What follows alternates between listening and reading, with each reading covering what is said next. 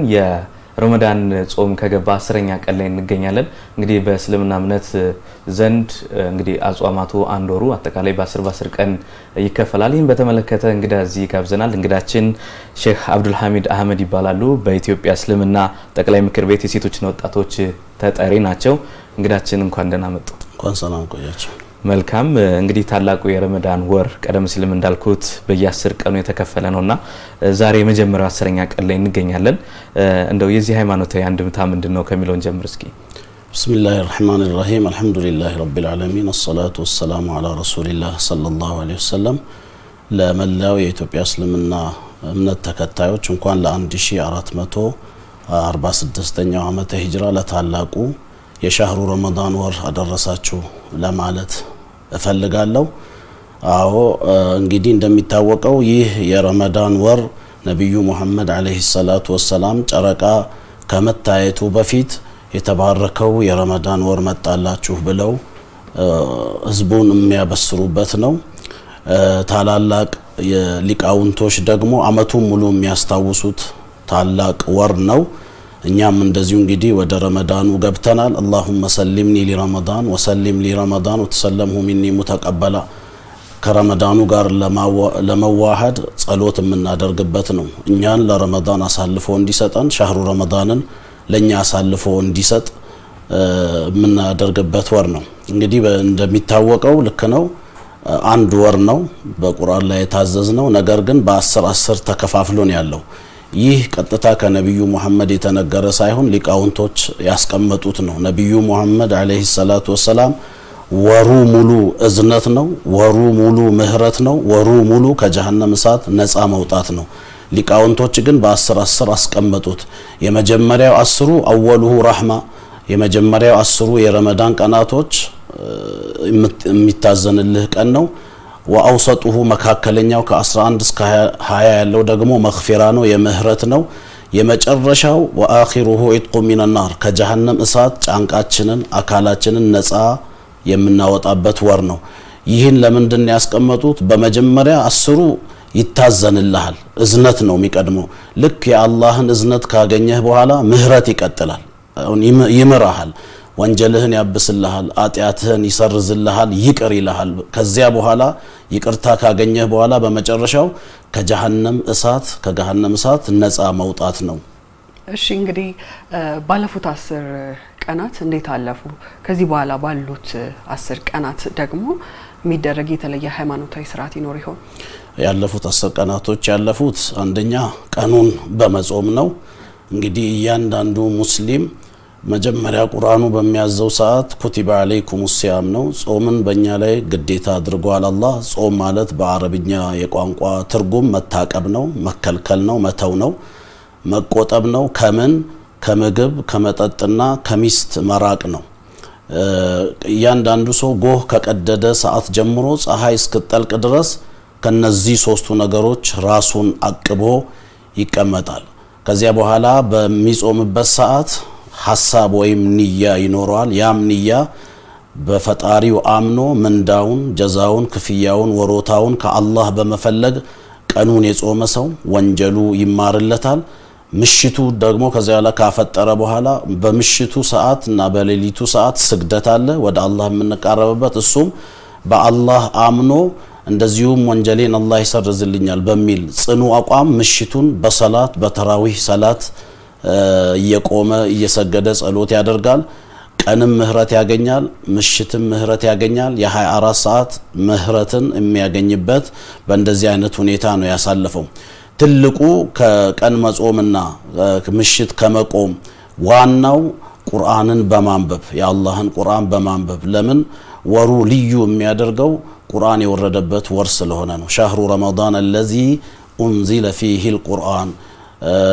ይህ ያ የረመዳን ወር ቁርአን የወረደበት ወር ነው ቁርአን ብቻ ሳይሆን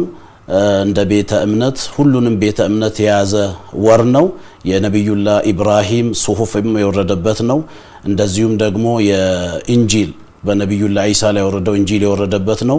በነብዩላህ ሙሳ በሙሳ ላይ የወረደው ኦሪት በዚህ ወር ነው የወረደው እንደዚሁም ታላቁ ቁርአን በመጨረሻው በ10 ቀናቶች ለሊት ውስጥ የወረደ ስለሆነ የሁሉንም ቤተ እምነት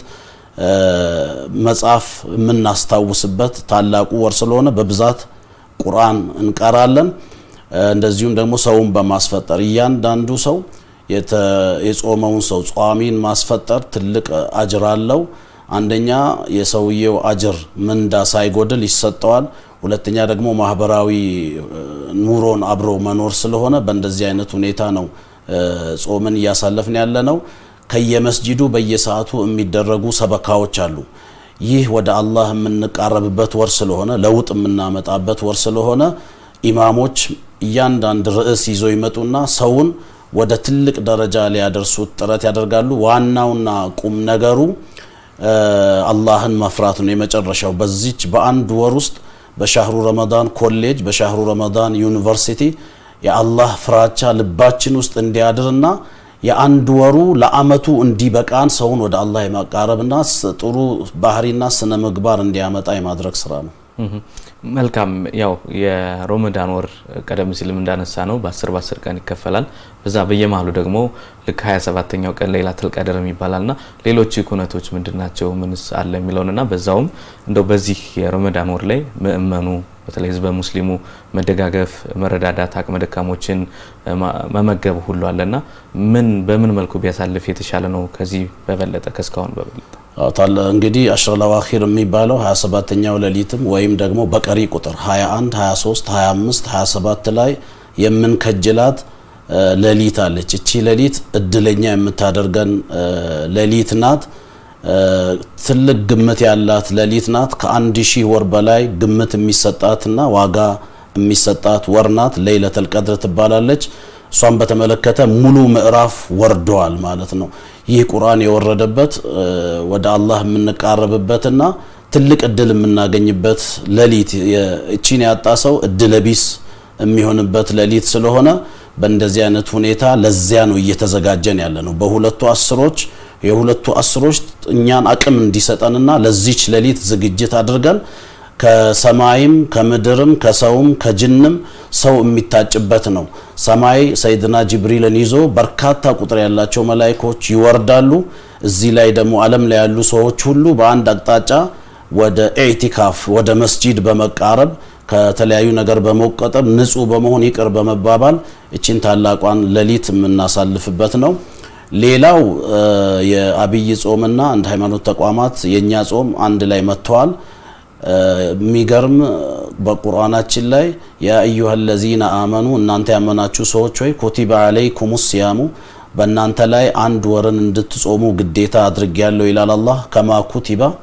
አለለዚነ ሚን ቀብሊኩም ከናንተ በፊት የነበሩት ህዝቦች ይጾሙት የነበረውን ነው በእናንተ ላይም ግዴታ ያደረኩት። ሊቃውንቶቻችን ምን ይላሉ ዑለሞች? ጾም ዒባደቱን ቀዲማ የድሮ የጥንት ወደ አላህ የሚያቃርብ ትልቅ ጸሎት ነው ይላሉ። ከኛ በፊት የነበሩ ህዝቦችም ሁሉ የጾሙን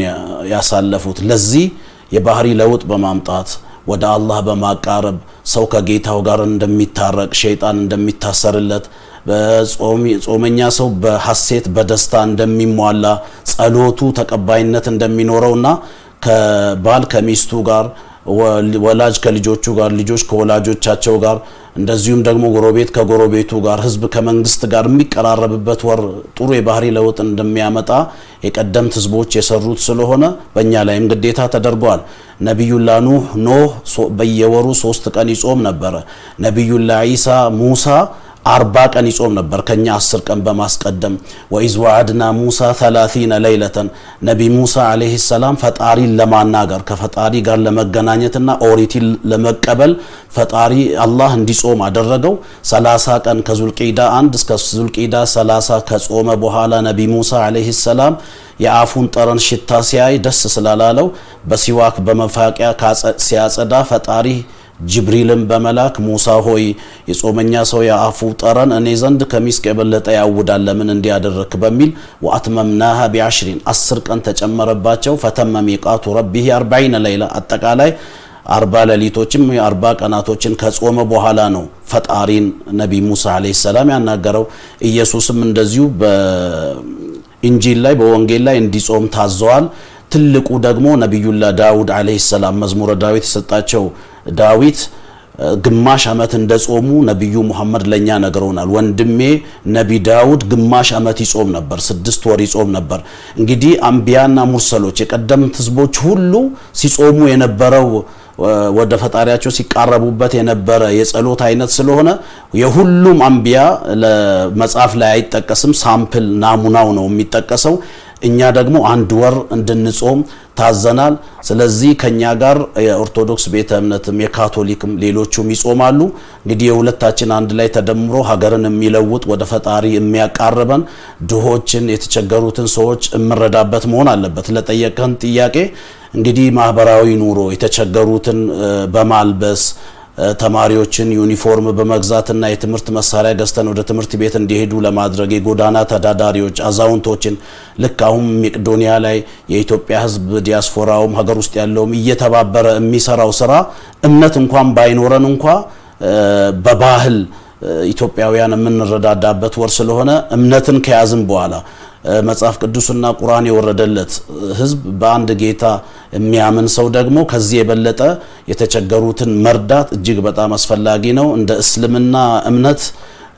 ያንዳንዱ ሰው በተለይ ዓለም በሻህሩ ረመዳን ወር ዘካ የሚባል ነገር አለ ከመቶ 2.5% ከ1000 ብር 25000 ብር የራሱ አይደለም ለድሃ የሚሰጥበት ነው ይሄ ግዴታ ነው ከእስልምና ማዕዘን በእያንዳንዱ ሀብታም ላይ ከመቶ 2.5 ብሩን ለተቸገሩ ሰዎች ስጥ ተብሏል ካልሰጠ ይጠየቅበታል ከግዴታ ቀጥሎ ደግሞ በራስ ተነሳሽነት የምንሰጠው ሰደቃ የሚባል ነገር አለ ስለዚህ በዚህ በረመዳን ወር ውስጥ በአመት ማንንም ሰው ሊሰበስብ የማይችል ከሀብታሞች ተወስዶ ለድሆች ይከፋፈላል ይሄ ሊቀጥል ይገባል መልካም እንግዲህ ሼህ አብዱል ሐሚድ አህመድ በኢትዮጵያ እስልምና ጠቅላይ ምክር ቤት የሴቶችና ወጣቶች ዘርፍ ተጠሪ በተለይም ደግሞ በታላቁ የረመዳን ወር በተመለከተ እዚህ ስቱዲዮአችን መጥተው ማብራሪያ ስለጥኑን እጅግ አድርገን እናመሰግናለን እኔም እጅግ በጣም አመሰግናለሁ